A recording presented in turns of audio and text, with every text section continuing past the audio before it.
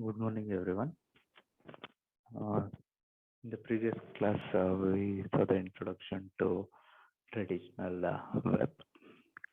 Let's see what are the limitations of today's web.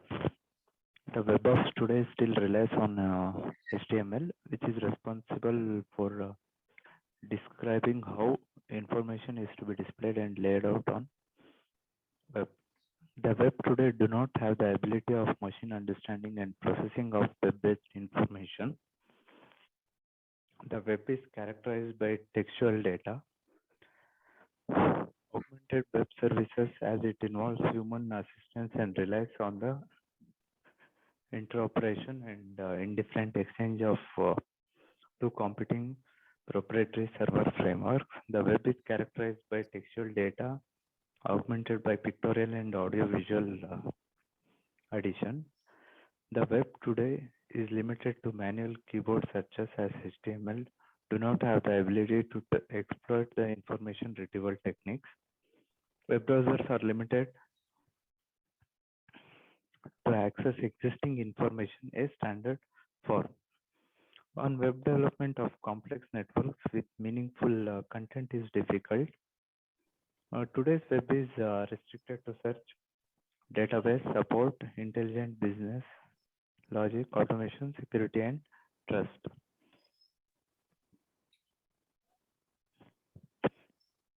So let's see what a next generation web is all about. A new web architecture called the semantic web offers the users the ability to work on shared knowledge by structuring new meaningful representation on the web.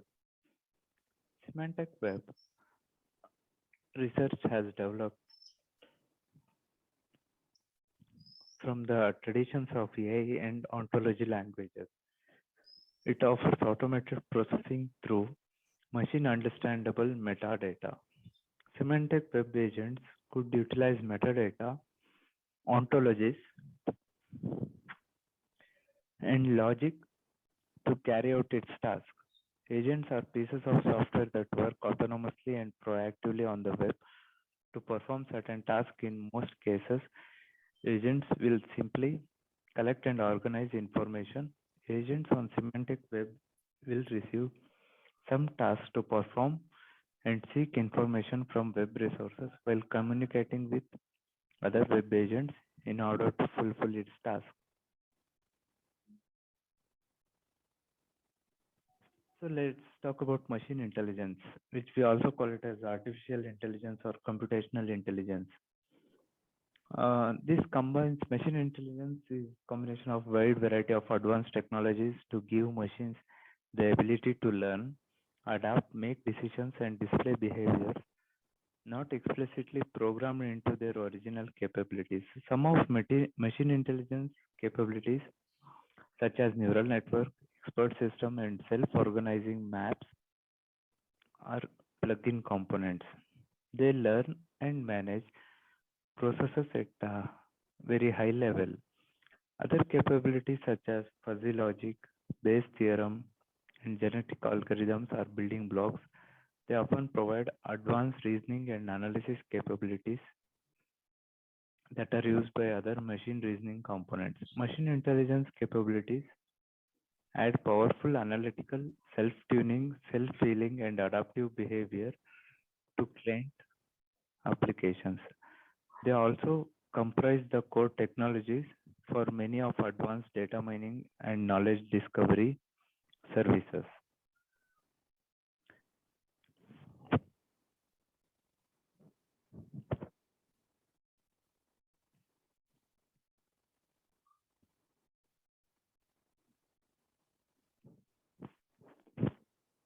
So let's see what is artificial intelligence. Artificial intelligence is the intelligence of machines and the branch of computer science that aims to create it. AI textbooks define the field as the study and design of intelligent agents, where an intelligent agent is a system that perceives its environment and takes actions that maximize its chances of success.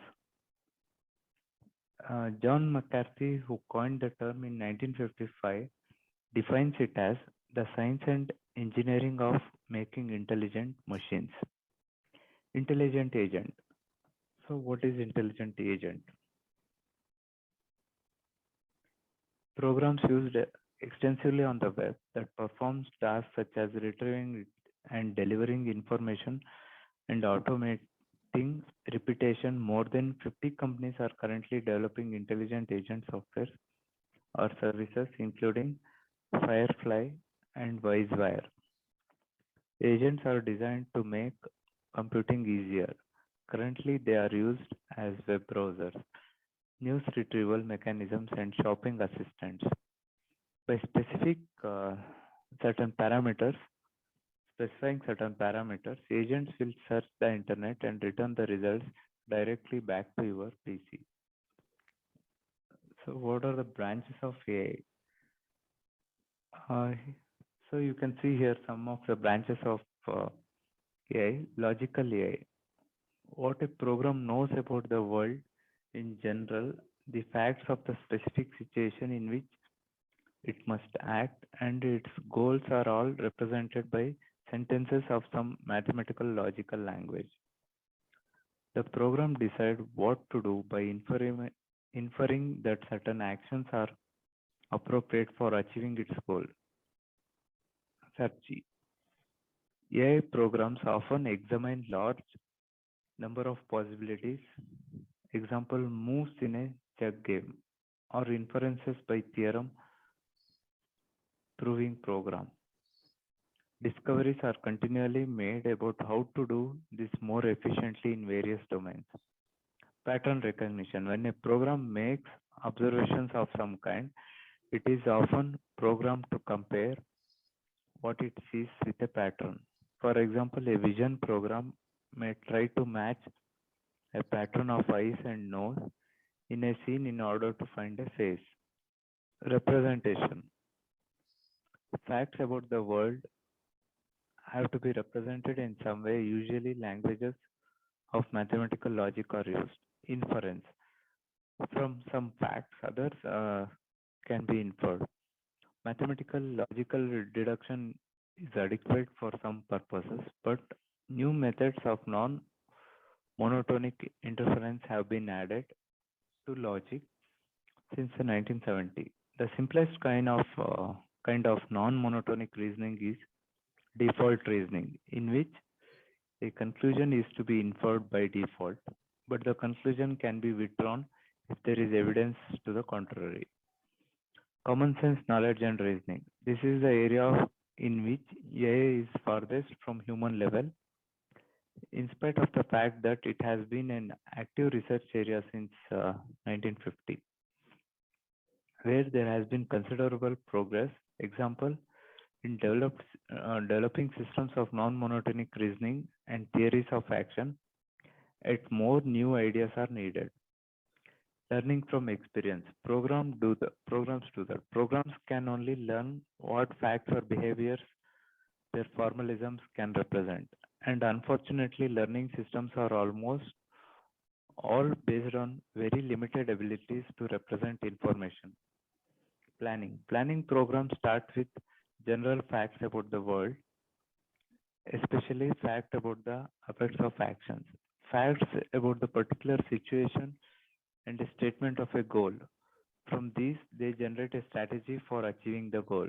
In the most common cases, the strategy is just a sequence of actions. Epistemology. This is a study of the kinds of knowledge that are required for solving problems in the world. Ontology. Ontology is the study of the kinds of things that exist. In AI, the programs and sentences deal with various kinds of objects, and we study that these kinds are and what their basic properties are. Emphasis on ontology begins in the 1990s. Genetic programming. Genetic programming is a technique for getting programs to solve a task by mating random list programs and listing and selecting fittest in millions of generations. Okay. So these are the branches of AI. Let's see some of the applications of AI. So before that, all of you just mark your attendance. Um, so you just write your USN and name in the chat window. Okay, all of you quickly write your names in the chat window. Applications of AI. Game planning. You can buy machines that can play master level chess for a few $100s. There is some AI in them, but they play well against people mainly through brute force computation. Looking at hundreds of thousands of positions to beat a world champion by brute force and non-reliable heuristics requires being able to look at 200 million positions per second. Speech recognition. In the 1990s, computer speech recognition reached a practical level for limited purposes. Thus, United Airlines has replaced its keyboard tree for flight information by a system using speech recognition of flight numbers and city names. It is quite convenient. On the other hand, while it is possible to instruct some computers using speech, most users have gone back to the keyboard and the mouses are still more convenient. Understanding natural language. Just getting sequence of words into a computer is not enough. Using parsing sentences is not enough either. The computer has to be provided with an understanding of the domain the text is about, and this is presently possible only for very limited domains. Computer vision. The word is composed of three-dimensional objects, but the inputs to the human eye and computers, TV cameras are two-dimensional. Some useful programs can work solely in two dimensions, but full computer vision requires partial three-dimensional information that is not just to a set of two-dimensional views. At present, there are only limited ways of representing three-dimensional information directly, and they are not as good as what humans evidently use. Expert system. A knowledge engineer interviews experts in a certain domain and tries to embody their knowledge in a computer program for carrying out some task. How well this work depends on whether the intellectual mechanism required for the task are within present state of AI. When this turned out not to be so, there were many disappointing results. One of the first expert system, Maxine in 1974, which diagnosed bacterial infection of the blood and suggested treatments. It did better than medical students or practicing doctors, provided its limitations were observed, namely its ontology included bacteria, symptoms, and treatments, and did not include patients, doctor, hospital, death recovery, and events occurring in time. Its intentions depended on a single patient being considered. Since the experts since the experts consulted by the knowledge engineers knew about patients, doctors, death, discovery, etc. It is clear that the knowledge engineers forced what the experts told them into a predetermined framework. In the present state of AI, this has to be true. The usefulness of current expert systems depend on their users having common sense. Heuristic classification. One of the most feasible kinds of expert system, given the present knowledge of AI, is to put some information in one of a fixed set of categories using several sources of information. An example is advising whether to accept a proposed credit card purchase. Information is available about the owner of the credit card, his record of payment, and also about the item he is buying, and about the establishment from where he is buying, about whether there have been previous credit card frauds at the establishment. Okay, so these are the basic applications of AI. So in tomorrow class, we shall see what is ontology. Okay, in the next class we shall see ontology, its interference in